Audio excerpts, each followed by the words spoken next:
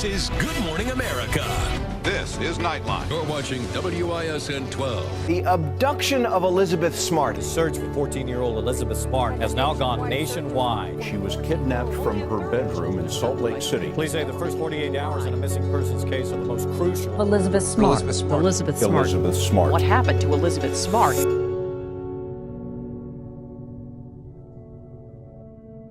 So when I was 14, I remember crawling into bed next to my younger sister and falling asleep.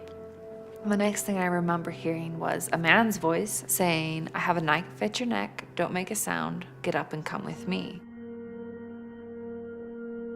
I remember getting up and doing exactly as he said because I didn't know if he'd been through my house already. I didn't know if he'd killed the rest of my family. The one thing I did know, though, was that my younger sister was still in bed next to me, alive.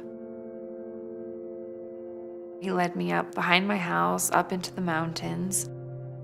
I was brought into this campsite. It was very well stocked, very well hidden, and it was this man who had kidnapped me, and his wife was waiting for us there. The woman took me into the tent where she forced me to change the clothes I had on, and then she got up and left, and the next thing I knew, this man was in there telling me I was his wife and then raping me. Then I remember he was kneeling above me and he had this piece of metal cable and he was wrapping it around my ankle and then crushing these bolts into place so that I couldn't escape. And that was the beginning of what turned into the longest 9 months of my life.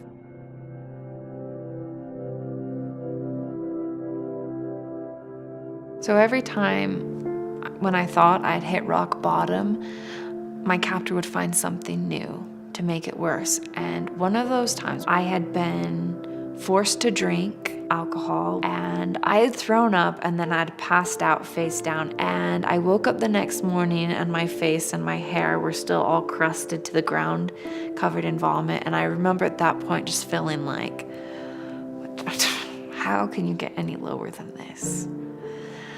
And it was just a few days later that my captor was really excited and really kind of amped up about something. And he said, "Oh, you know, I have something and I'm gonna show it to you and you have to look at it, you have to look at it." And then I remember he pulled out this magazine full of hardcore pornography, and I remember he would just sit and look at it and stare at it, and he'd just talk about these women, and then when he was done, he would turn and he'd look at me and he'd be like, "Now we're gonna do this." It just led to him raping me more than he already did, which was a lot. Looking at pornography wasn't enough for him.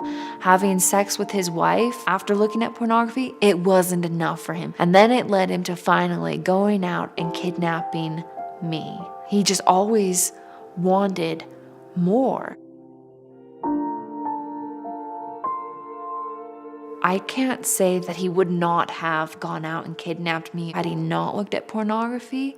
All I know is that pornography made my living hell worse.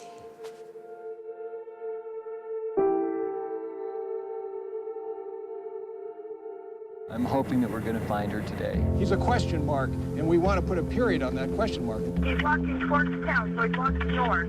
And he's with two ladies. We're here to announce officially that we have found Elizabeth Smart.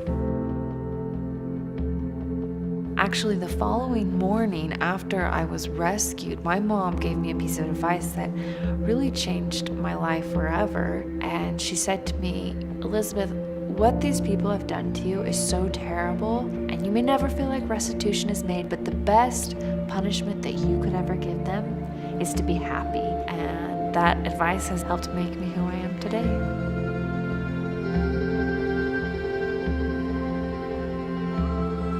I have gone on to become an advocate for abuse prevention, an advocate against pornography. I witnessed firsthand just how damaging it is. When I take a step back and I look at my life as a whole, I have had a pretty incredible, wonderful life, and I wouldn't trade it for anything. I'm happy now, and I couldn't imagine my life any different from how it is now.